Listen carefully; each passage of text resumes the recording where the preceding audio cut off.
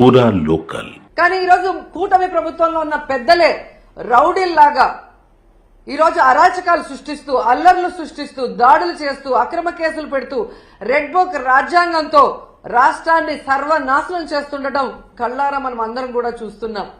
ఎంత దారుణం అంటే ఒక మహిళ హోంమంత్రిగా ఉండి కూడా మహిళలకి రక్షణ కల్పించలేని దౌర్భాగ్య స్థితిలో ఉంది అంటే సిగ్గుపడాలి.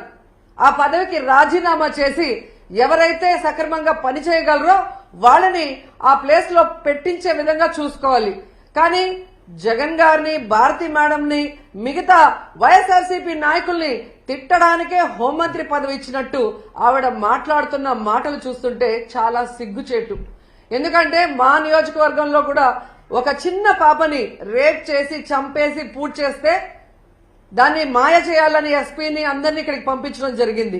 గ్రామస్తులంతా తిరగబడితే ఆ రోజు మేమంతా కూడా వెళ్లిన సందర్భం మీరు చూశారు. అప్పుడు విధిలేక అక్కడికి వచ్చి డబ్బులు ఇచ్చేసి చేతులు దులుపుకొని వెళ్ళిందే తప్ప ఇక మీదట ఇలాంటివి జరగకుండా కఠినతరంగా మరి శిక్షలు అమలు చేస్తాం, తప్పు చేసిన వాడు ఎంతటి వాడైనా వదిలిపెట్టము అన్నట్టుగా ఆవిడ ముందుకు వెళ్లాల్సింది పోయి అప్పటి నుంచి ఇంకా ఎక్కువ అవుతూ పోతున్నాయి. ఈరోజు అనంతపురం విషయం చూస్తే ప్రతి ఒక్కరికి కూడా హృదయం ద్రవించిపోతుంది.